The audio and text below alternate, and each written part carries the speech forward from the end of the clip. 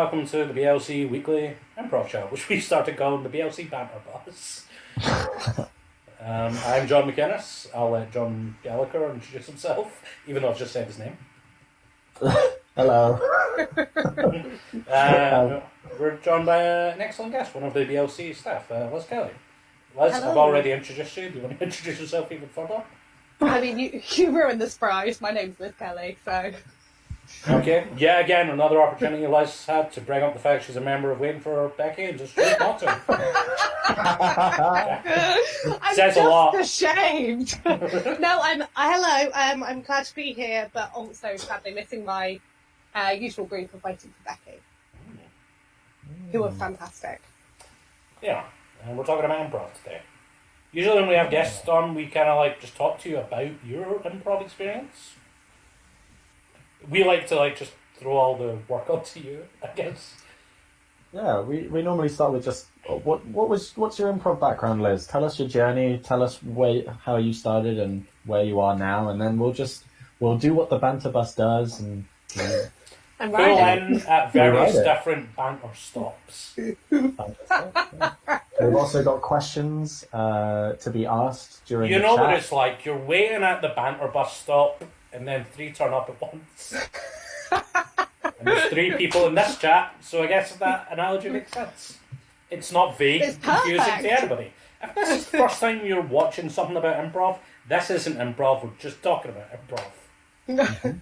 And if you have questions about improv, please leave them in the section below. And we have some really fun ones in the Yes, show. John Gallagher is our chat room moderator. I'll be moderating. So Liz, tell us, how did you start in improv? I did the Introduction to Improv course, the 6-week course that the Bits do, back before there was even an improv theatre, so years and years ago.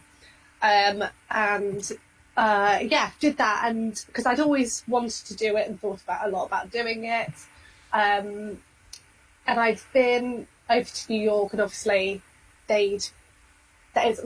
I did an acting course over there, but for them, improv's like massive, obviously. So it kind of got piqued my interest. I did that, loved it, but then didn't do any more for about a year because I just didn't know what to do after that. But then once you start doing stuff, you do kind of then steamroll. I think you've just got to keep going to do it. And that's what I did a year later. I did some auditions for the unscripted players, and did What a Difference Friend Makes, and which was kind of improv but with a structure, which I loved because it kind of combined, for me, acting and improv together. But yeah, absolutely loved it. Met some really great people. So I just carried on after that, just going to the drop-ins at the bit, and then went to the Parents' Basements drop-ins, which focused more on Longform, instead of narrative, which I found that I preferred more to narrative. Narrative's great, but I actually ended up preferring Longform. And then, yeah, kind of just carried on doing that, and then took the Parents' Basement auditions to become the second house team, and ended up in Waiting For Becky, which for me, that's kind of cemented it. I think becoming part of your own group and liking your group is obviously very key. So that for me, it has kept me coming back to it. And that's my story.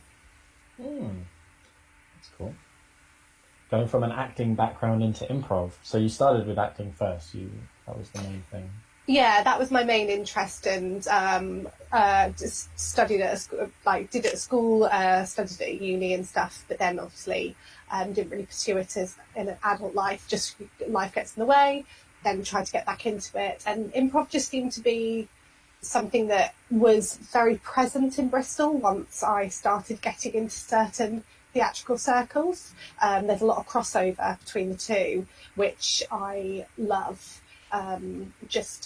It feels like a small world, but actually when I wasn't in it, I didn't pay attention, but it's lovely once you get involved in everything, and you see everything that's going on. Do you think those acting skills that you had at the beginning helped or influenced your when you were going into improv, and vice versa? Do you think those acting skills have helped? I think you probably have to ask the audience that, really. I do think it depends which acting you do. Well, no, obviously acting's acting, but I study Meisner, which is more moment to moment, and actually improv shares. Maybe some Meisner diehards would hate me saying this, but I actually think that they follow the same rules in that you've got to be genuinely listening to your partner, you've got to live moment to moment. The only difference is acting, you've been given the line already to say, whereas in improv, you've got to work it out yourself, which sometimes goes well, sometimes does not go well. Mm-hmm. Don't worry about... Is there anybody, are there any Meisner diehards in the chat, like kicking off about this? There aren't, not at the moment, but they're gonna come. When the sun goes down, they come out. Oh, they come out and play in the chat. They're vampires. No, but they come out at night. They come in at night. They're scared of garlic. They can only come into your house if they're invited. They're not vampires. I didn't say anything about garlic, but now that you mentioned it, they're probably vampires if they have that attribute. Oh, I've just had garlic in my dinner, so we should be safe. Oh no! A little bit in mine. Gallagher, I assume you had some of yours. You know I have. Don't worry about worrying what other people think, Liz, because this chat, we're throwing out truth bombs. McInnes and I, we're giving them 3-pointer truth bombs here and there. So tell us your story. It's your story. Yeah, how do you do a scene work, Liz, in your mind? Like, what was like the first scene that you think you did where you thought, like, I think I am making things happen here? Because I think when you start out doing improv, you're not really in control. Everything's just like, you're just saying anything that comes to mind whatsoever. What's like the first scene you can think of where you're like, oh, I kind of made choices by choice in that scene? Honestly, like, just saying whatever you're thinking of whenever is basically what I did tonight on the show. So definitely, like, it's an ongoing struggle. The struggle was real. I don't know. There are tiny points here and there where, to be honest, I don't know if anyone else feels this way, but sometimes for me, if I just know what's going on in the scene, I take that as a little win. If I'm like, I absolutely know what's going on in the scene. The one time where I was just like, I really liked that move I made, and I will repeat the one time, it was in a Waiting For Becky show, and which and again, it helps if you're always obviously if you improvise with the same people regularly. But it was when we heard a monologue from a local comedian that came on, and it was something about being stroked, liking to be stroked or something. And I went out and I did a premise. I'm into premise improv. It's like premise, but classier. I'm going to admit it right now, guys. Sometimes I say words and it's not the right pronunciation, okay? I thought daiquiris were called daiquiris for a while. And she said she liked to be stroked, and I went out on stage and I did oh god, I forgot. I started premise introduction, and I was at a hairdresser's. That's all I can remember. I was at a hairdresser's, but I asked to be stroked instead. And obviously that's the case. I felt safe with the people that I was doing it with. I knew that obviously I could go out there and ask to be stroked and it would all be fine. But also I like to think that was the first moment where I was like, I took that idea from the monologue and I knew exactly what I was doing, and I liked, and that actually the difference there, because sometimes I go out and I'm like, I know what I'm going to say. The difference with that one was I think I'm making it clear with what I'm saying so other people know what I'm saying. And that for me has been the trickiest thing to master, and I'm definitely not there yet. I know what I'm thinking and I know what I'm saying a lot of the time, or like some of the time, let's still get carried away. But but making it so that it's clear to other people what your I've forgotten the name, honestly, it's ridiculous. But yeah, making that clear to other people, so, 'cause otherwise you're just screwing them over, really. I think it's a really good move to be like the customer in that scenario, you know? Like, you're starting as the unusual person, great, but you could have started that as like the weird like hairdresser being like, hey, I just touch hair. I bet you that's a much harder scene to do. I mean, I guess because it's kind of a transactional thing, they could just walk out. It's a good idea to be like, I'm a customer. Would you please stroke my hair instead? I found it easier to initiate as the customer. Like, whether I don't know whether that was intentional, but I was just like, I feel like that's an easy initiation for me to be a customer. Because yeah, exactly, you can just stay in the scene. Like the person offering the haircut doesn't have much of a chance, and we were able to get a good run out of it, which I was quite pleased with. You also made an effort to be the unusual person, which is way you put all that responsibility on yourself. So you were like head honcho of that thing. You had the premise, you gave the directions, you gave what the funny idea was, all in like one initiation, and that's like perfect. Then everybody can relax. The whole backline can relax, and they're like, "Phew, I know what's going on now." And that's a good move. A lot of people don't do it. And you're saying that every initiation you've ever done is like that, Liz, right? Yeah, I'm always so clear with what I'm. Honestly, actually, that one run we did, it was going so well. I think it was going well. But then later on down the line, something happened, and I definitely, that moment where you're like, oh no, I don't know what's going on anymore. And that was quite frustrating. But yeah, like, obviously it's improv, like, just, yeah, knowing what's going on is quite nice. Yeah. At any one point. 100%. But I don't know, yeah, it does vary. I find that, to be honest, it's on me a lot of the time if I'm not that clear or something like that, because it does just take concentration really sometimes, and listening, dare I use a cliche term. Do you have a premise, a preference for starting with premise or not? I mean, like you did that up show. I'm trying to remember it. I don't think you guys like had hard premises or anything, and you did Armando's for a while, but then you guys did like mono scenes with Waiting For Becky, which is nothing. You're starting with just kind of where you are. Do you get any preference for when you say like I like to know what's going on? Do you mean like the comedy of the scene or just like the base reality? I like to think I get the base reality down. That's not a given for most people's initiations. Not yours. I mean, like Gallagher's. What? I'm talking about my own initiations, which are like, I'll walk in and be like, oh boy. Forgot nothing. Oh boy. Uh-oh. Nothing. Not even saying who, what, or where. So what, like, so sorry, the questions. Like, do you have a preference? Like, do you like to start with like a comedic idea, or are you fine as long as you just have like a location or like a person?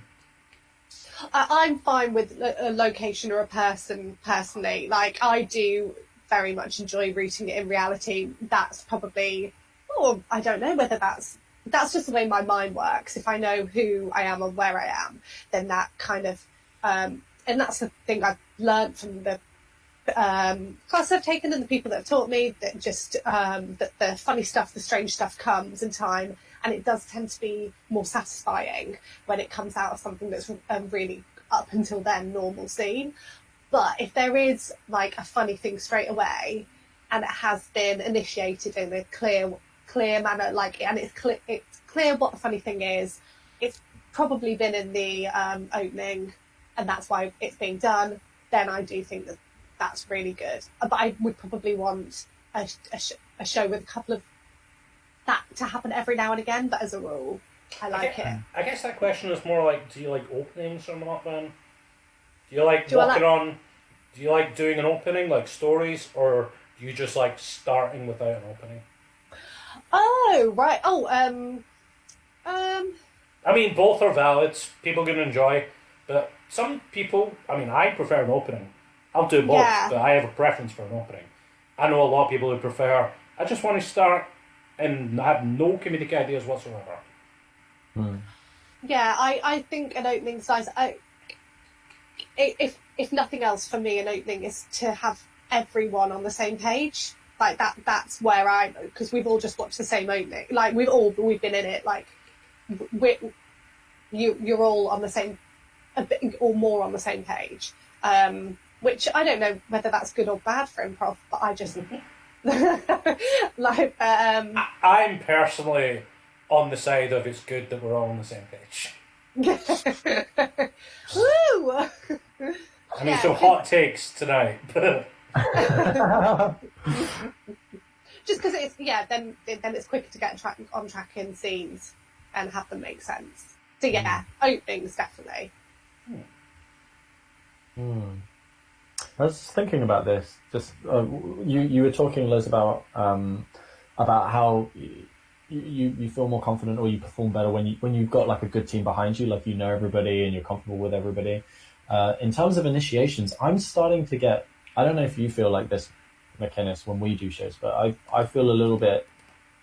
Sometimes with an initiation or like a very, very obvious who, where, what, I'm starting to get like a little bit bored of it. Like for example, I'll do this a lot. Like I'm very much in the... I agree with Liz. I like having a very clear base reality at the beginning, but I'll say it and then I'll feel kind of... I feel just a little bit dull with it. So, like, for example, there are really cliche choices. Like there are, you should choose. Maybe if you've done like a million like first date scenes, maybe you can do that idea somewhere else that isn't another date. You know, I think it's good to get reps and just starting with something that you know. But I don't know if you feel like that, Liz. Like I've done a billion scenes. My default go-to, if I've got nothing at all, is I'm a teacher and the other person is a parent and is a PTA, and I'm like giving them... Either I'm talking about their kids or I'm talking to the kids. And it is boring after a while. And, yeah, right? Yeah. Mm-hmm. I mean, I like starting... I like making new choices, trying to surprise myself, but... Yeah. I don't want to, like, just go out, like... Uh-oh, what's going to happen in this scene? Because it'll probably just turn into a PTA scene anyway. It's hard though, isn't it, to not revert to some kind of default sometimes. Like, because in that moment you do feel... Like, sometimes I want to remind myself just to chill the fuck out and just to take a minute, because... I forget what it is, but quite a long time can go by on stage without the audience realising that you don't know what the hell's going on. So obviously that's where like movement comes in and object work, but there's time to work out. You don't always have to immediately be doing something, and I think, because I agree, if I panic or if I move too quickly, I'll just go to a default, and obviously I don't always want to end up on like a date in a scene or something like that, or like in a marriage. Like, it would be nice to be more interesting. But I do get why there are a handful that are quite easy to reach for, and that's when it gets stale. Yeah, it feels like a safe choice, but my experience has been it's much less safe. It's more safe to do something that's like new, because you're forcing yourself and your scene partner to be like... If you introduce a scene, let's say you were going to like initiate a scene to me, try and think of like a place I've never been in an improv scene. Maybe if you initiated in like the bank vault, like in the bank vault of the Bank of England, I would be paying way more attention. I'd be like, okay, I'm just like trying to be in the scene because this isn't something I know at all. If you started with like, okay, Mr. McInnes, we've looked at your X-ray. Probably a little bit of my brain's like, and switch off. Like, okay, I've done the Doctor scene a million times. Now I'm just listening for your comedic idea. But if I'm in some place like a bank vault, a scene I'm sure I've never done, I would be like, ooh, oh, I'd probably do more space work than usual because I'm like, ooh, I want to find the gold. I suppose with that would absolutely be a great initiation, but I suppose maybe it's a side effect of liking a stable based reality, that you would instantly go to like the same handful of things. Like Blank Vault for me, that's taking me somewhere comedic and strange straight away, which when the fact is it doesn't need to be, because there are bank vaults, you can have a regular theme in there. But I think in my effort sometimes to stay away from going too weird too soon, I would not initiate in a place that I found to be strange just by default.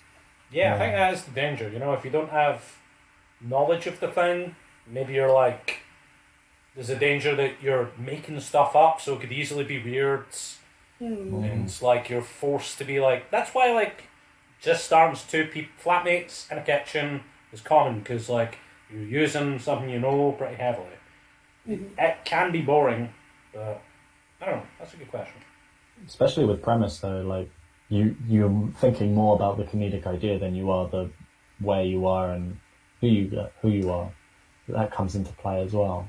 I think I like premise more because it can.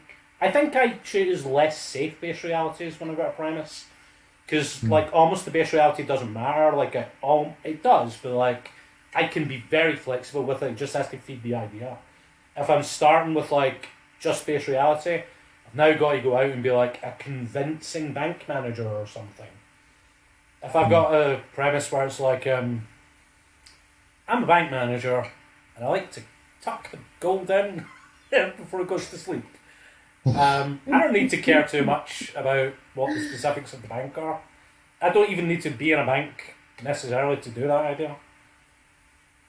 Yeah, I think that's why I was saying the being comfortable with your team. Like I find that the more comfortable I am with the people around me, the more, I guess not risks, but like the more comfortable I am initiating scenes. So I don't have to think so hard. Like I'll have my premise idea, but I know we can take a little bit of time to get to that location, or it gives me more the space the opportunity to take more risks, I guess.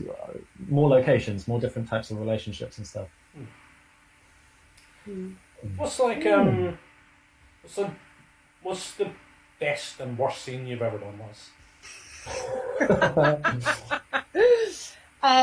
Also name names.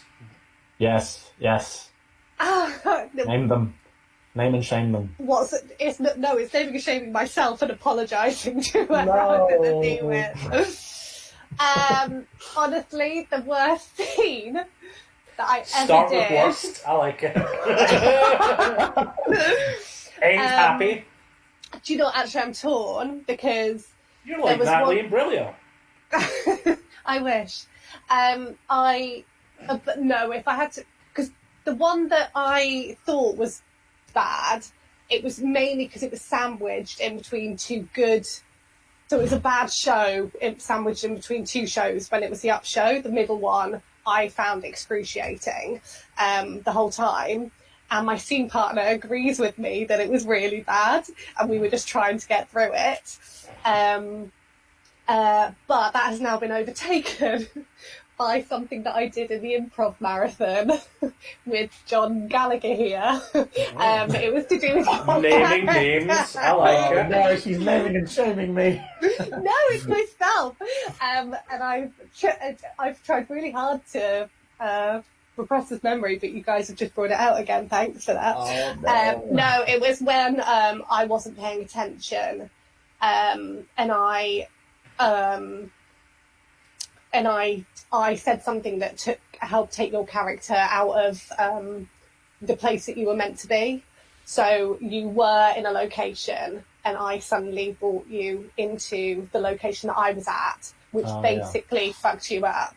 And I still feel so bad about that because also when I make bad moves or do stuff that I regret, it's because I've gone against my gut instinct of what to do, and I'm listening to my head and thinking, no, I think this will be the right thing to do, when really you should just, but it's so hard to do rather than, you should do it, but it's so hard to actually do, just to go on your gut, because it's very scary. Because also, the worst fear is I go on my gut and I say something really offensive. That's my worst fear. So yeah, the stuff that I do that I regret, it's when I affect other people badly with my stuff, and I affected your character very badly in the improv marathon by doing that. I'm going to disagree. Only so you look good on this show by being kind. Liz, the question was, what's your worst scene? And Gallagher, you're like, I disagree. So presumably Gallagher's about to tell us a much worse scene. Oh, tell me, Gallagher, what was my worst scene? It was fascinated to see where he's going. It was another scene that you fucked me over, Liz. I just like you over. Also, you can't make me look that bad. I look terrible in the Billy Boy show that we just did. I look like a monster. Are you monstrous in that show? Huh? That was How were you a character. monster in that show? Oh, looking when it was the joke of me being hating women. Oh, that was the opening. That was him. That was and the also, opening, that's just like a factual. Yeah, then it was just that. Yeah. I like how you died it down. He's like, oh yeah, that thing. Yeah, you're right about that, John. What's the best scene you've been in, Liz?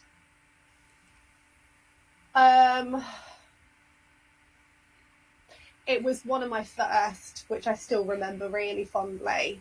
I've done shows where I've come off really, really happy with Waiting for Becky, but I think just purely for because I know more now, I worry more.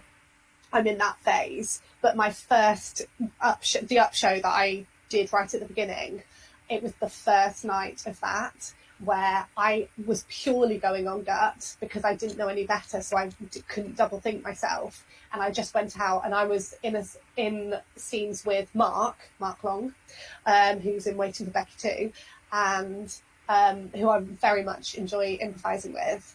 And in that scene, I knew where I was.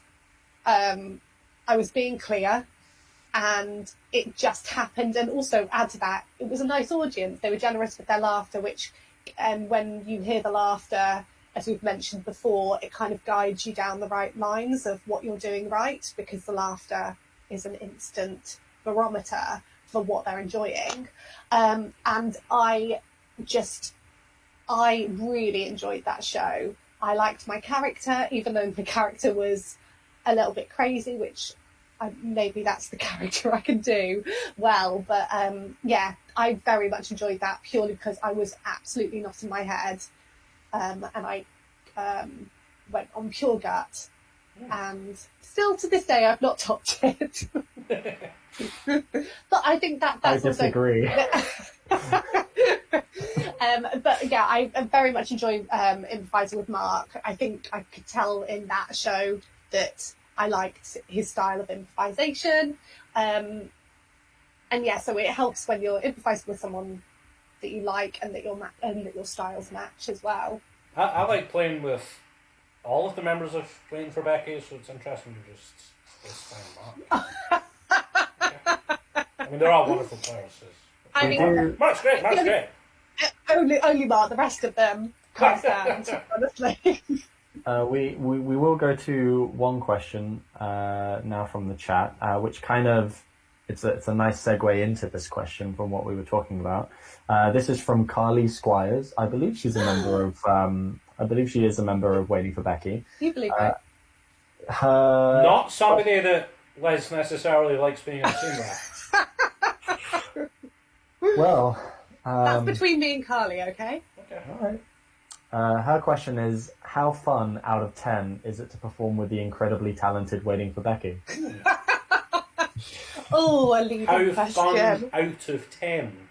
Out of 10?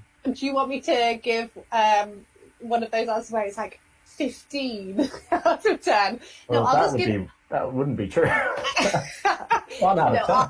I'll give it 10 honestly, like without wanting to be gushy. I consider myself incredibly lucky to be in Waiting for Becky, and I do credit it with being possibly the reason I'm still doing improv, just because I really like the people. I consider them friends as well. This is now sounding like I'm trying to make up. There's a fun, like, kind of addendum to that question, I guess. I think this might be the most inside kind of Bristol scene question. I'm sorry, audience. I'm interested in it. What do you think that team's changed? And if it has, do you think your role's changed? Because you guys have been through like a couple of iterations, I would say. Like you start, I think Gary left first, then after your run, Becky left, and then Jack and Carly joined. Is that right? Is that everything? Yeah. I haven't forgot anybody. Do you think that, and you've done like at least two different forms, do you think your role has changed within that team? / do you think that team is like changed, particularly with like your recent changes? I do think the group as a whole has changed, definitely, as any group would, with kind of, you've got the, I do hate this word, but vibe. I love the word vibe. A lot of people do. And but you've got the atmosphere going on with the people in the group, and then obviously 2 people going out, 2 people coming in. It's gonna shift. When you say role, what do you mean? So me and Gallagher have talked about this in relation to like the Inheritance and Jazz Police. Like, I definitely felt like the kind of player I was on the team changed quite specifically. And you just, like, on different teams, you play different roles. Like, sometimes you're the person who initiates on a team all the time. Sometimes you're the person who just supports a lot. Sometimes you're the person who's a voice of reason. Sometimes you're the person... And this is, like, malleable show to show, but there tends to be, like, patterns to it, you know? The example that I was given, this doesn't need to be exactly what applies to you guys. But the example I was talking about when I was talking to Gallagher a couple of shows back was, like... on Jazz Place, I'm like, I'll do the most insane, unusual people, whereas I was much more of a voice of reason on the Inheritance. So Gallagher and I have been in 2 different teams, but I played very different roles. I think Gallagher has changed a little bit too between those 2 little teams. Probably a little bit less than me, but I mean, without like diagnosing every like player that's joined or left, like. You had people like Gary, who was like very much like an unusual character, probably, I would say. Yeah. Becky, who was like a kind of emotionally grounded voice of reason a lot. And then you've got Jack and Carly. Jack is the physical comedian, as he would like to be pigeonholed. I'm sure he'd love that. I'm sure he would love to be pigeonholed as exclusively, only a physical comedian. And you've got Carly. I haven't seen Carly done a ton of shows, but I don't know. I would almost assume that she's a little bit like Becky, but goes for more unusual characters. Yeah, I do think I think she does both, unusual and voice of reason. But if I had to pick one, I'd say unusual character more. Yeah. So given all of that, like, what do you think? Do you think your role in the team has changed at all? Yeah, yeah, absolutely. Because I do think I'm better at being the voice of reason. To be honest, that's what I think. I'm trying to develop the other side, but as Jack and Carly have come in and are both really great at being unusual characters, a part of me is like, yeah, that's fine. Like, I'll let them like, as in that works for me, because I find it quite hard leading with the unusual. If I'm ever the unusual character, I honestly don't know why I am. Like, for me, it will be doing something that I would do in my usual life. So I never understand that stuff. But yeah, I'd say the group as a whole did shift, but mainly because we were in like a little bubble. Whilst we at the beginning when it was the original six with Becky and And Bert. Gary. I've completely erased Bert from history. But in my head there was someone I'd forgotten, and then Oh, God, I hope thought he's not watching this. Bert is not Sorry, watching Bert. this. But honestly, Bert is someone who, like, when we were in the group together, because I'd been in jams and stuff and drop-ins with him, and I'd always loved improvising with him, so I was really happy. Bert's a very voice of reason character, I think. I'm sorry, what? He's a very normal person. But I think at the beginning we were in our bubble because we were being coached weekly, which was fantastic. We had the monthly gigs, and that kind of provided all of that. Like, it provided us with a show, it provided us with an audience, and for me there was a bit of a buzz off of doing it, and I definitely do think I think I've always been voice of reason, but as we are as the new group, I think it's almost, because I hope they would agree with this, Carly and Jack coming into an established group, which I can't imagine is easy. Obviously, we were very excited to have them in, and it feels honestly like it's just always been us six. But it is always hard to enter a new group. And I do think it's kind of, I like to think that we are all now familiar enough with each other to just know what the scene needs and take on that role.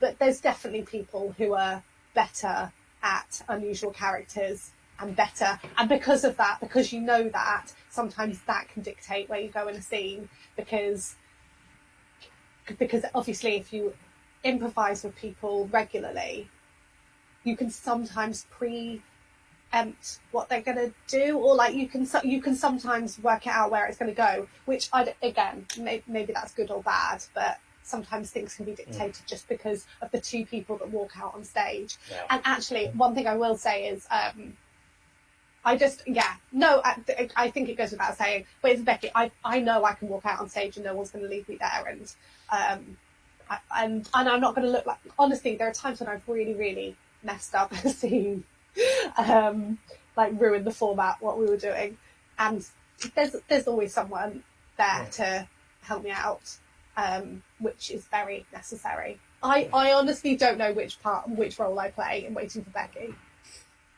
I think, sorry. No, go. Sorry. Yeah. I don't know whether it's something that other people do, but you always kind of are worried that, are you the weak link or something like that? You always want to improvise with people that you think are amazing improvisers, basically. And as far as I'm concerned, that's what I do. I feel like it's almost the fact that, like, for teams there are no weak links. It's like they just wouldn't be invited onto the team. Like, that's what I think. They didn't get a choice with me, John. No, I know, I agree. And the whole point of the team is I like to think that I wouldn't leave someone else out there on the stage on their own. So you just try and be a team with each other. So yeah, but to cut a very long story short, definite changes have happened, but you just settle in to the new vibe. Thank you for using my words. And then learn to improvise with those people. What about in jams? You mentioned before that you perform in a couple of jams. What type of role do you play in jams now? Do you know what? Jams are actually very useful, because when you do improvise with a team more regularly, you can get spoiled by it almost. And jams are a really, really good way of going, and you don't know who you're going to be on stage with, and you've got to get up and do a scene. And if the person might have more or less experience than you, that doesn't necessarily mean that person's going to be better or worse than you. I've definitely done scenes with people who've only done a couple of drop-ins or something, and I'll feel like I'm the one scrabbling for what's going on, and they'll be brilliant. But jams, they're just a fantastic way of practicing improvising with different people, which it's easy to stop doing that when you improvise with a group that you are familiar with and find it easier with. Mm-hmm. Is there any moves that people do in scenes that you're like, I hate this? I don't like it when someone acts disinterested with what's going on, when I can't get anything out of them. Yeah. If they don't, if it's like, I don't care or I don't know or something like that, that's just a nothing move. Not a nothing move, but like, it's not a yes, I love this, or no, I hate this, or I am scared of balloons, or anything like that. You just want something to go on. So if someone, if someone's really, really indifferent in a scene, I struggle with that. It's hard to work with indifference. It kind of falls down to the generic game of like, you just got to put them in heightened situations where they shouldn't be indifferent. Like, you almost have to make like their what isn't really an active choice, but then you have to make it look like an active choice and be like, I mean, the obvious stuff like your child is dead. You know, you just try and set them up to be indifferent to that. I mean, that's a really big first tag. It's really big. I think I'd go for something much more like, oh, I'm so sorry for giving you... This isn't your food. This is another table's. I'm so sorry. I know you've spent £10,000 on this golden truffle. Somebody else has ate it. Maybe that's more grounded than immediately going to dead cat. We're going to go to another question, but before we do, Liz, you're looking awfully dark in your video. Yeah. I was just enjoying the sun going down. I am isolated in my cube. He hasn't left for 3 months. So this one is from Amanda Cox. Her question is, do you guys think that e-improv or like, you know, stuff like with Zoom and stuff will still be a thing when lockdown is over? Okay. You go first. Improv over Zoom. She does mention that for people with disabilities, Zoom, etc., is a great way to make participation more accessible.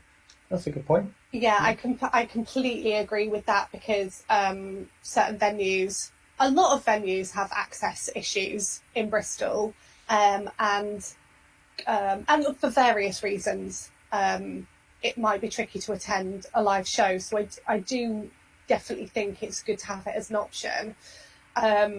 I don't know how it would work with, would you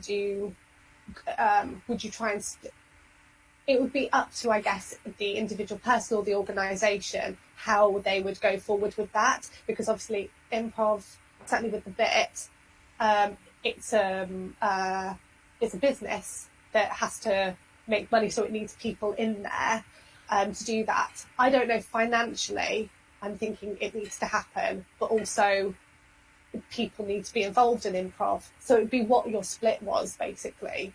Would you do additional shows online? I think you could definitely you could definitely do like online shows that are ticketed. Like, you'd have to justify it. You'd have to like put some investment into the technology for it. Absolutely. But you don't. But it's always possible. Like, I could imagine there would be more online improv after this than there been previously. But my presumption is most people who like comedy want to do it in front of a crowd, so they want to hear people like laugh at their moves. That's just part of why people are doing improv as a comedy thing. So most performers will want to be doing it live.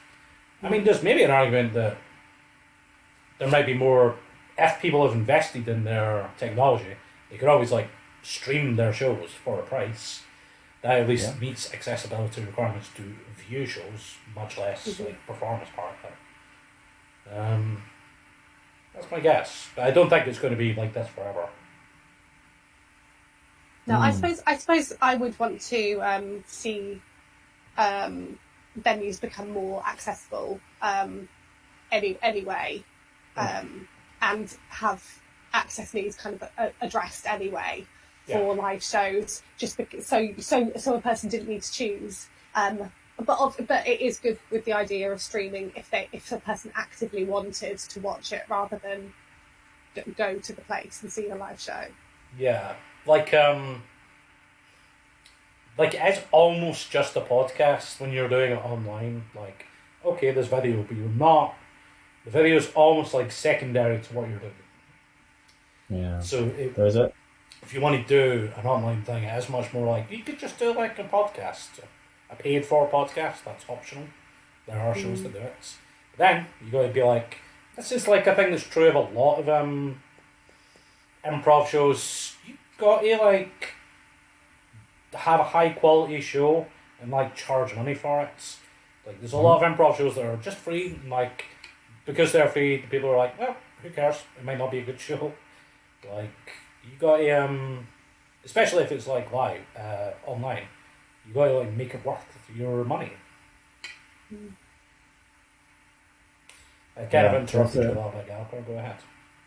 No, you didn't. I was just I was very badly trying to butt in, so you did. I respect men called John with beards talking. Go ahead.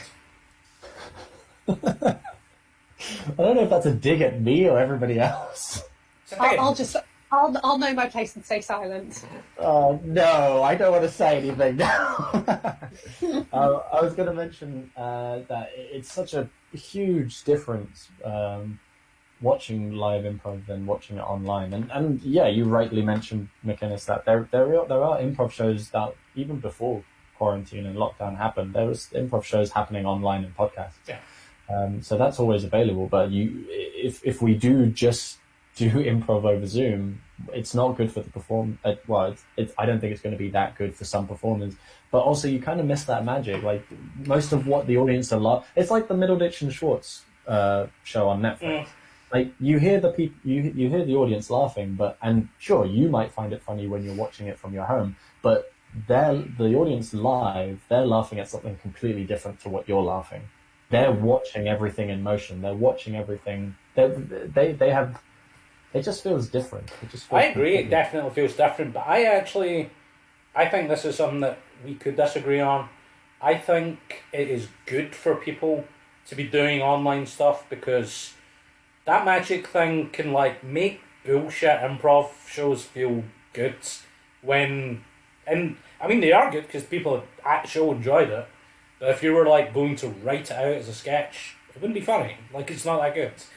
And maybe I think like there isn't like a massive like transplant in terms of like the skills of finding a funny scene. Like you can pretty much do most of that via camera and audio. Not everything. Definitely not everything. Like physicality is great. Like this is a very constraining medium. But the core tools of like making a scene work in improv, you kind of have to be able to do that online. And if you can't, then like maybe you're just like coasting off of charisma with an audience. And that's good to have, but like it's good to have the skills to be able to like make a scene work regardless of an audience. Yeah.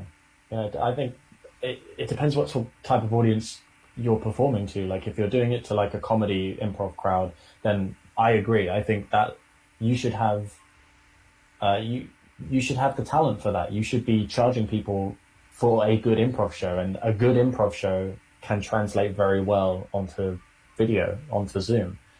It's it's like sketches. Sketches can translate everywhere. That's kind of what I was going against a little bit. Like there is like a real line of argument that like you can't record improv. I think almost at a minimum, like that Middleditch and Schwartz video kind of shows that's not true. Yes, I did say his name wrong. I think that's untrue, and I think it's because a lot of people have this impression that live improv is great when sometimes it's not. But it is just fun. It can be fun, but it isn't necessarily very funny. Well, here's the thing with the Middleditch and Schwartz thing. A lot of improvisers were saying that one of the negative things about it were they were missing out on some of the like the rules. Like they were missing each other's names, right? So sometimes they would forget each other's names. And I think to a live crowd, that in the moment can translate can be very, very funny, because it's obviously happening in the moment. But translated into video, that's a criticism. Oh, I don't know, because I personally, watching it, just found it, this is obviously everyone's own experience at the end of the day anyway, but I personally found that funny when names were missed and stuff. It does show that they missed the name and they missed the rules, and I feel like other improvisers are probably going to be more hooked on that, and that's because that they're improvisers rather than audience members, so they're going to pick at them, like, they're going to pick at those things, but that could happen to anyone on stage. And I just personally found it funny, and I was watching it on Netflix.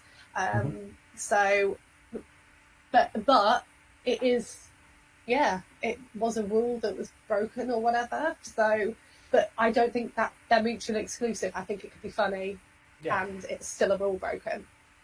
Yeah. Yeah, I don't think rules matter too much. I think a criticism, a little bit of that, which I kind of somewhat agree with, is like, it's a little grating to 2 shows back to back do the same thing of forgetting names. I mean, okay, I can see it in a show, but like, it almost starts to look like a thing you're just going to do in every show. It's not, I assume that's not true.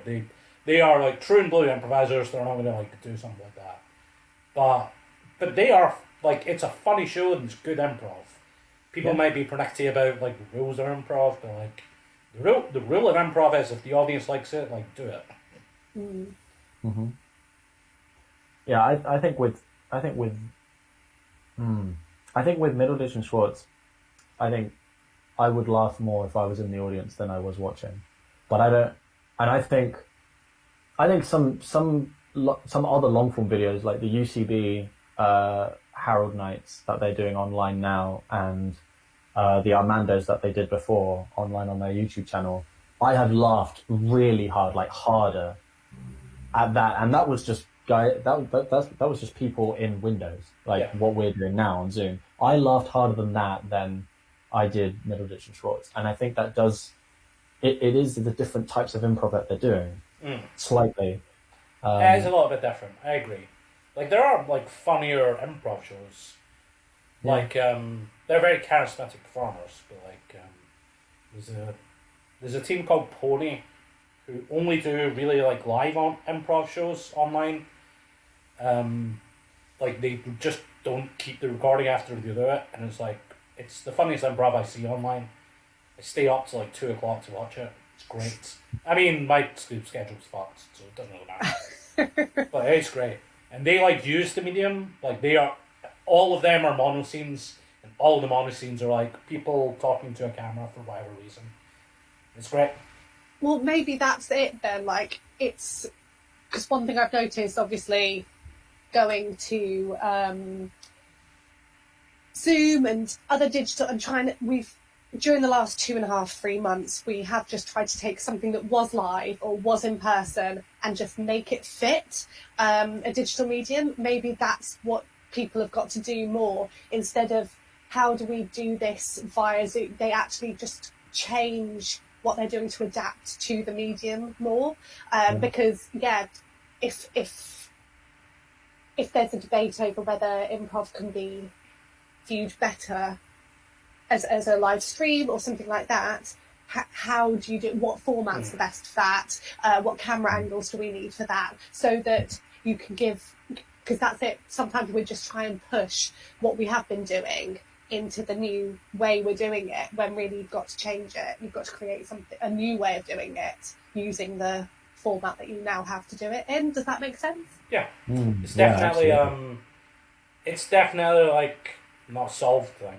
Like, everybody's just trying to figure out how to do it. Absolutely. Like, and we had to do, and things have had to change very quickly. So it was like, how do we get improv online? Okay, we do it this way. How do we get theatre online? Okay, we do it this way. Like, obviously they have theatre streamed anyway, every now and again, but maybe long term it would be a case of how do we do this so that the viewer at home gets the best experience of it, rather than just some kind of cobbled together way. But there is a follow-up question with this conversation that we're having from Charlie Hutchinson. He asks, rules and constraints can enhance creativity. Yeah. Isn't that why improv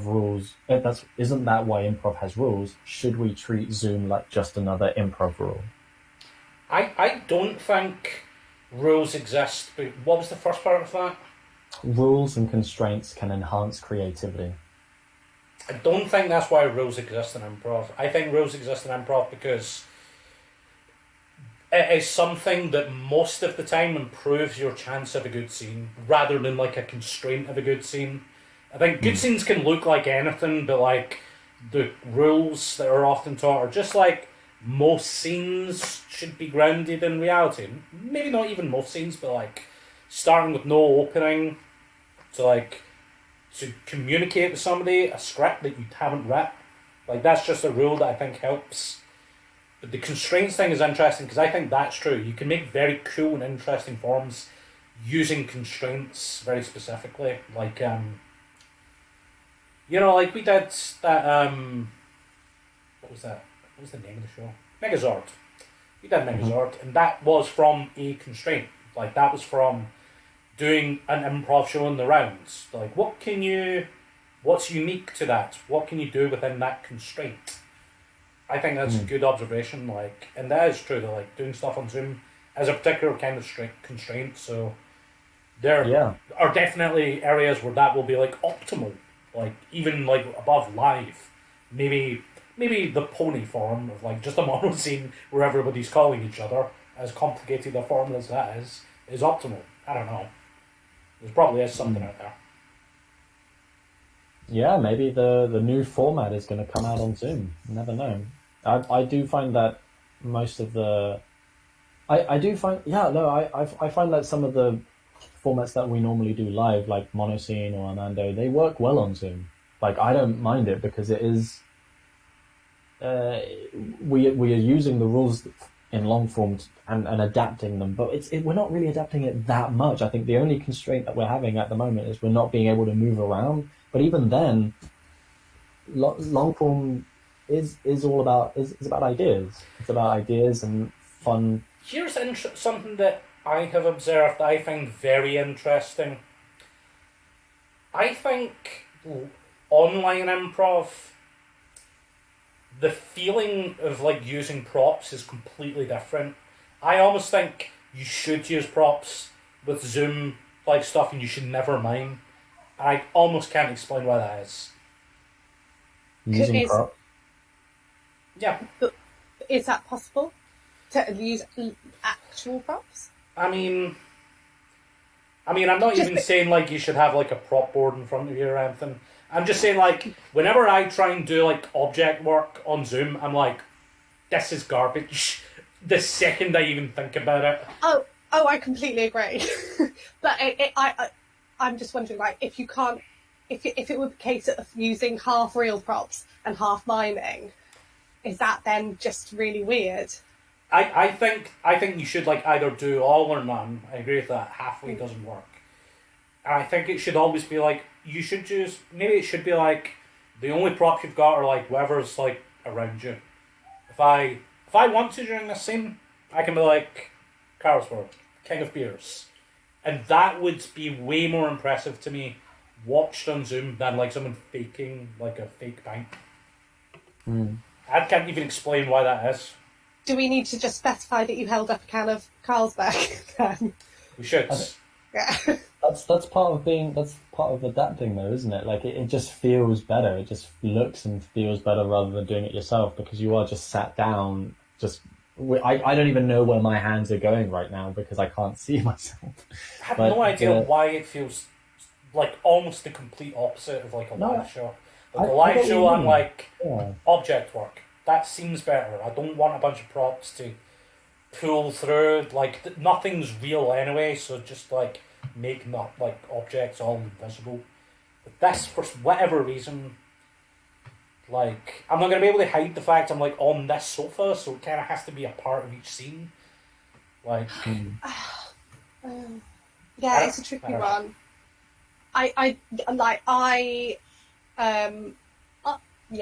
I definitely noticed in what we've just done that I found it harder to know what was going on purely for the fact that I could only see your heads. Because, and I don't even think object work is my strongest thing, but I definitely read it off of other people, and their body language helps me. And if someone's sat, so that makes me think, well, do I need the person to be stood then if I'm going to do decent improv with them on Zoom? But I don't know. I think that would be quite a stumbling block. I've also seen people do moves that it's honestly very stupid, but I always laugh at it, where they're in the middle of a scene, and then they'll find a reason to go like real up close. I laugh at it every time. I'm like, this is a cheap laugh, but I think it's funny every time. Take it. Like they'll go like really, they'll go really close up. Just when they're angry, they're trying to. Sometimes they want to get really in somebody's face. Sometimes they're like passing an object to somebody. It's so small. But I'm so scared. Yeah, I think that's funny immediately. I have no idea. It's so stupid, but it's the closest approximation to like physicality and like staging. I was going to mention like looking at the camera as well is a big thing as well. Yeah. Like, because I can look at you two when I'm looking down, but if I'm looking up, it does feel like more of a performance. It kind of feels like the rule of keep your back to the audience. Like I feel like I have my back to the audience when I'm looking at you guys right now, but when I'm staring at the camera, it feels like I'm presenting everything, which feels better. I don't know. It's weird. It's very weird. I've not done a scene looking in some of these eyes and like since before the pandemic. It's very odd. When I do, I notice on the camera that I'm not like looking out to the viewer, so it just feels weird. I'm going to do another question. McInnes, I don't know what you think of this, but I think it might be a good idea to get Liz's opinion on this. It's the last person that like gave a question, I was like, no, I disagree. So I'm sure this next person I'll agree with entirely. Do you think constraints are because of rules? No, I disagree. Thank you for the question. We need anybody to watch this. I immediately disagree with you. McInnes, your opinions are valid. Come on now. Oh, you don't need to ever tell me my opinions are valid. It feels like I do, but they matter. You matter, John. Yeah, you matter, McInnes. I mean, I don't. What's the next question? Well, it was a question that the Improv Boost / David Escobedo maybe asked last week. That was, and I think it might be better if Liz, you get your opinion on this. Please. It's how do we get more gender diversity in positions of influence in improv? In positions of influence. That's an okay, I'll take this one. Caveat. John and I tackled this one last week. We fixed diversity in improv last week. We fixed it, but maybe you'd want to give it a go. I guess you've got a different opinion. Maybe give it a go. I suppose in positions of influence is the added thing there, because obviously it's no thing that this is the dividers of like men v women, that as many women join improv as men, but filter out as the time goes on, and when you reach the upper levels, whatever they look like for what you're doing, women do tend to drop out or back away, whereas men carry on. And I don't know, there's been lots of talk about this, and I don't know if I can add any suggestions to this conversation that haven't already been bandied about. But I was actually, oddly enough, thinking about this today, because it is a thing, and you can, and as a female, I love improvising, and I love who I improvise with, and yet sometimes it does just chip away at you that the women that you love improvising with stop doing it, or for whatever reason. I don't think there's any one quick fix. I think it's a mixture of things. I think it comes down to talks that have been had that the beginning stages women do very well at, because that's to do with listening, and as a rule we're conditioned to listen more, but it's the confidence level that kind of breaks us and is hard to get through. So I think men obviously sail through that once they've got this is all generalisation, but once they've got the listening part down, they then are more confident at stepping out on stage, having the idea, speaking, having their voice being heard. I'm very aware of how much I've spoken in this conversation here, and it feels like I've spoken an insane amount. I'm not going to lie. So I think there's a million different stumbling blocks that exhaust women, and if you feel guilty just for taking up space in the conversation, then that's going to be added to the fact that, oh my God, I shouldn't have stepped out on stage. Someone else had a better initiation than me. Oh my God, I made that move. Oh, this person's funnier. There's a lot of stuff kind of being given back to us there's a big thing that women aren't funny, just a million different ways that we're told to doubt ourselves. So once you've got through all of that, you're left with 10% of women who might make it up to the higher levels. So I think improv can definitely do a lot, and they can in terms of providing a safe space and monitoring that safe space and backing women up when something happens to jeopardize that safe space for them in all of the classes. But as a rule, it's just the way that women and men are socialised as well. I think it's a big societal issue that we need to look at when women talk, listen, and let them take up space in the conversation. And when all of that other stuff's happening, then improv will benefit as a side effect. I don't think improv's going to lead the way, unfortunately. Yeah. But it's getting there. Is that is that the answer you wanted to hear? I think it's a societal issue, basically. And the best thing that improv can do is to keep going with safe spaces for women, letting them make bold choices, and protecting anyone from getting shit for having an idea. I think that goes for anyone. You should be able to step out on stage and do whatever you want, and it be without offending people, obviously, and kind of that be allowed in a class, because that's where women build the confidence. I think it's all of them. Has that made sense at all? Yeah, absolutely. I've got an interesting kind of question. It's kind of related to this. It's not even a question. I mean, I guess it's just a discussion point. I've done a chunk of stand-up. I would probably say, as a scene, it's kind of hard for women to do stand-up, for a variety of reasons. You gotta go out late at night, by yourself to various weird pubs, in the worst parts of the country.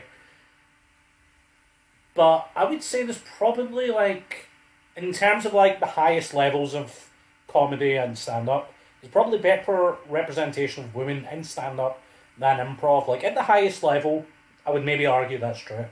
In comparison to improv, why? That's an open question. Why would that make sense? I'm not certain at all. Because I feel the improv scene in general is generally more supportive than stand-up. Stand-up is a pretty brutal scene. It's there's a lot of unsavoury people, arguably more unsavoury people than the improv scene. That's a guess. And that is me saying that with full knowledge of how unsavoury the improv scene is. Yeah. I don't know. I guess I would almost springboard that into a question of do you think pay makes a difference to this question? Yeah, that that might and could definitely be a factor, because I assume more. It's kind of a given that in this country you're not going to get a paid job out of improv. That's not going to make you a living, if any money at all. Whereas I this is on my limited knowledge of the stand-up scene. If someone's doing stand-up, they would eventually, maybe they're just doing it for fun, or maybe they want to pursue that as a career, which is up there with, because I would love to be a full-time actor one day, and that is actually achievable. I think the preferred term is actress, actually. I don't think there need to be two different terms for it, personally. I'm aware. I'm doing a joke. But it's unlikely that I could become a full-time actress. Just like it's unlikely that someone could be successful and become a full-time stand-up and make their living from it. But as a rule, improv has not established that in this country yet, or I feel like the numbers are lower for it. So maybe that is one added thing of it's always going to be a hobby or something on the side, and other things take over. And I honestly think for women, maybe age is a factor, because you get seen less as you get older. A lot more doubts creep in that you just never. I'm saying this in my 30s. I'm aware I'm still relatively young, but just from my limited knowledge of the doubts that creep in your 30s, and that you feel you feel more sure of yourself in a lot of ways, but when it comes to comedy and being on stage and being in the public eye, there are more doubts that creep in. So maybe that is a factor as well, age. I don't know whether that would apply to the stand-up scene, but I feel like maybe more progress could be made in the time, or you've got more control over the material with stand-up. Yeah.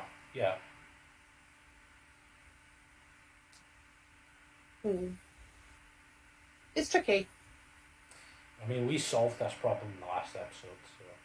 I'm sorry, I couldn't add anything more to the conversation than you guys. No, you've added an important appendix to our solution. Liz, I'd say you've added more than anything that we've said. No, I'm sure me and John's casual pronunciations were even more valid than a woman who has a lived experience of being a woman. I don't, because also you're just going on your experience of things. I consider myself to have been very fortunate in the improv scene, in that I got into the Up Show and then got into Waiting For Becky. So I've kind of had my hand held a bit by certain groups, I feel, and then being taught it, which then helps you develop. But it is that kind of bit of, where do I go from here? How can I do more? And I think as a female, it's safer to choose something else. It's like more of a sure bet. So maybe that keeps some women from looking for a place at the upper levels, which is sad. I appreciate that what I've just said is a shame. Any more questions? Let's end on something happy. That's kind of why I was like, any other questions? Or do you want to end on this? Liz, what's your... Okay. What's your... I know that look from many Jazz Police shows. I know it from Jazz Police shows. I'm trying to think of the happiest question I could think of.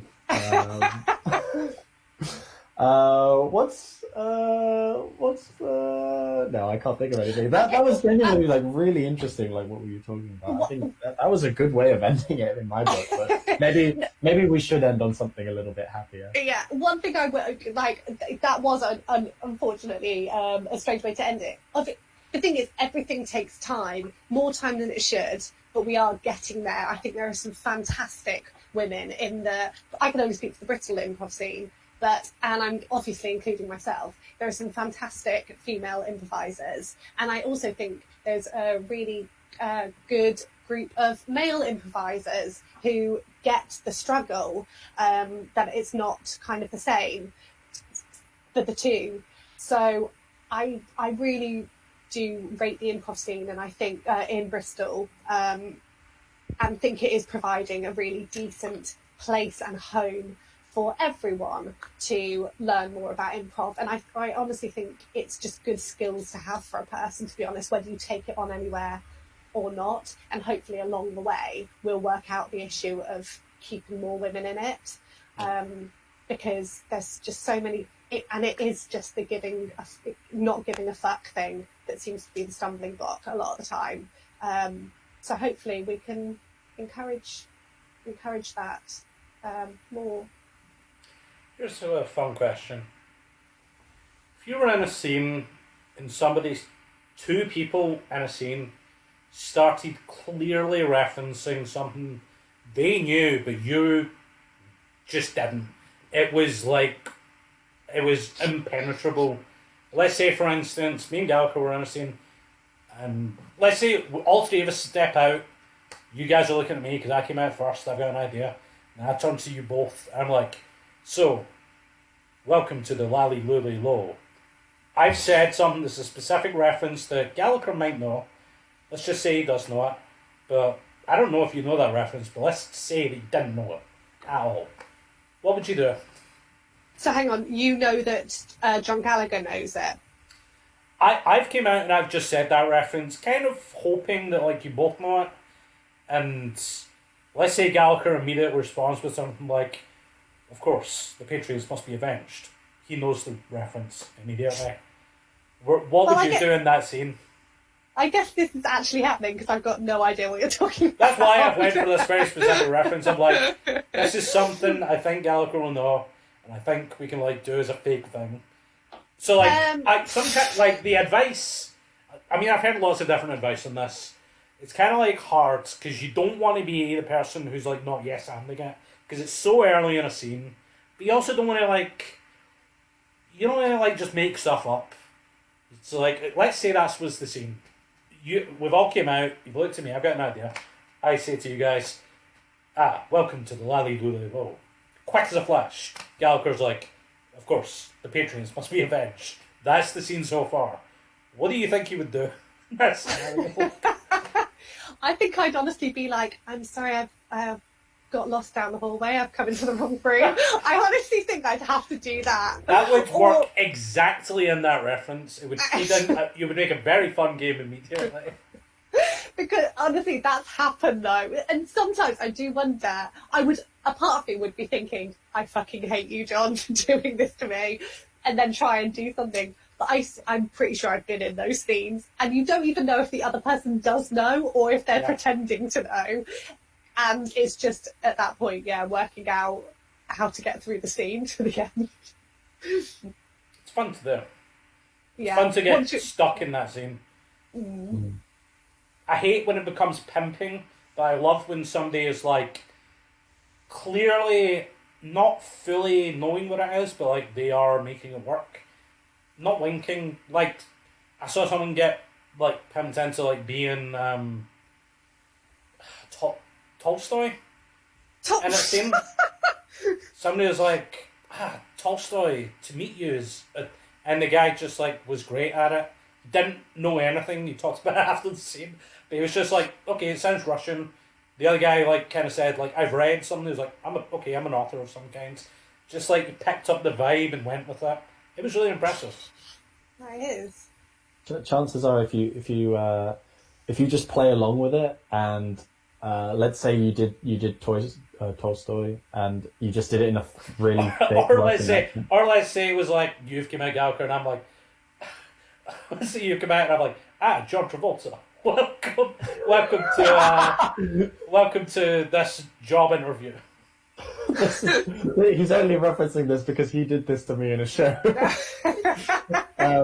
I think if you, I think if you just like, if you try and play the character the best you can, even if you have no idea, even if you don't know who John Travolta is, and you're like, hello, it's me, John Travolta, and you just do this like thick Russian accent, chances are that will be the game. And if your partner's nice to you, then they'll be like, John, I thought you were American. What's this about being Russian? And you can have that fun game. It's like, oh, John Travolta's, all actors are actually Russian spies. Like, that's a fun little game, and it takes away from the references. Oh, that scene. What did it end up being? Just like celebrities working in fast food restaurants or something? It was like washed up celebrities like doing menial jobs. Yeah, good times. Sometimes. I think we're going to end it there, guys. Some really, really great conversations, nice questions, good answers. It's been fun.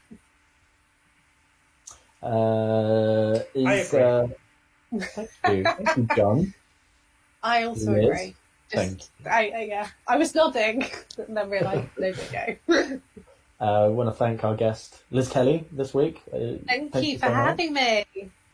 It was really, really great stuff. Listening to all your journey of improv and all the other stuff that you were talking about. Thank you. I'm just.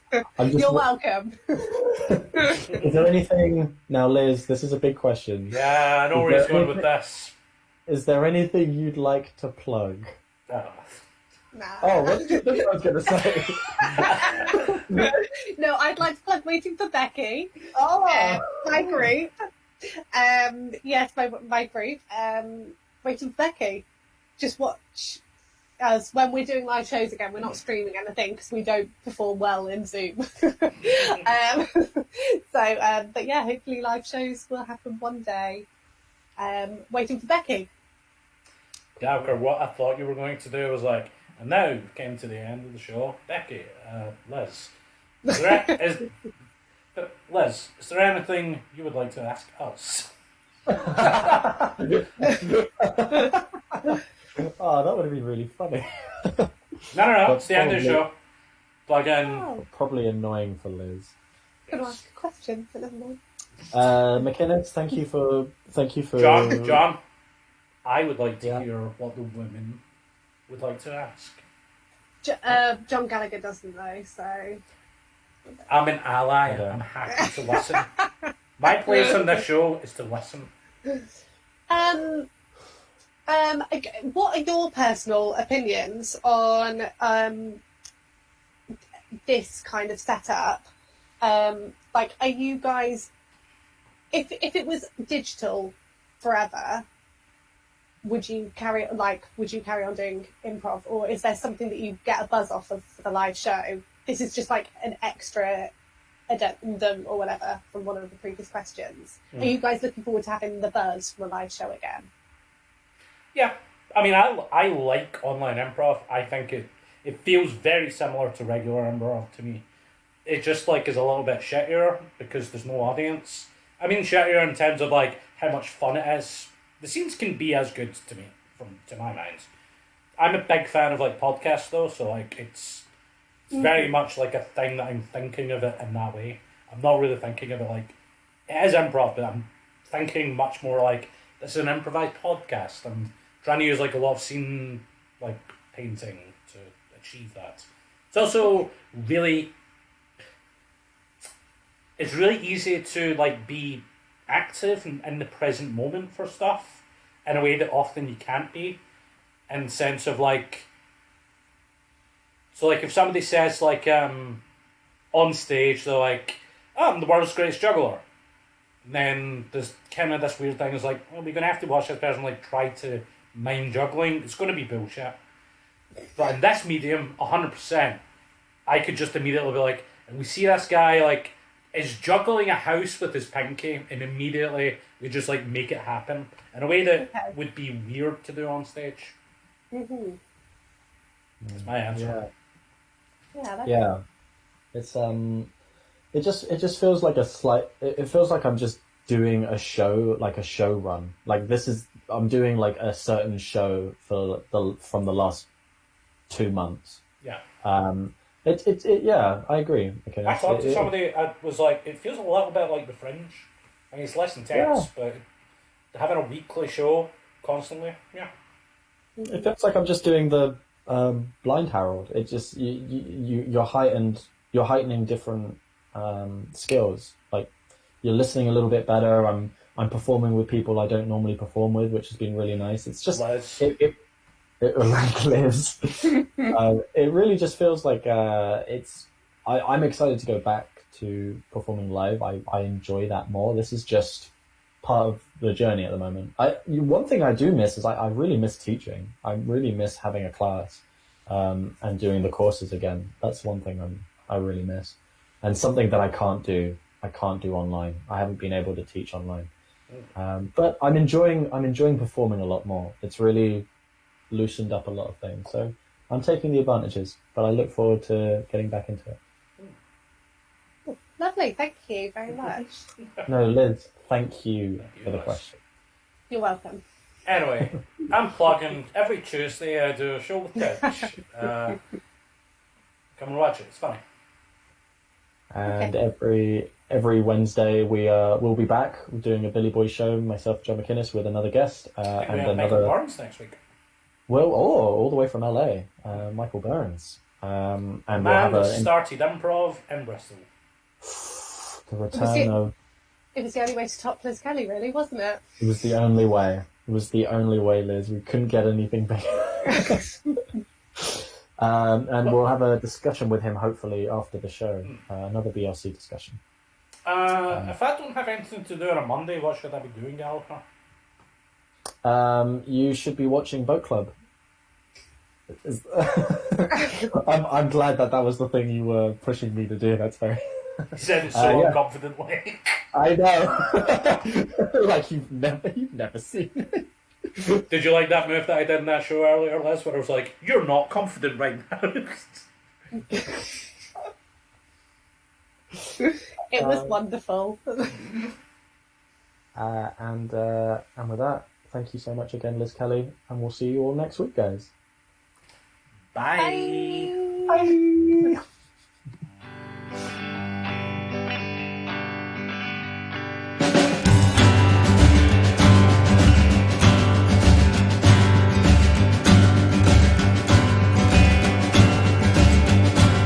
Sweet-minded fame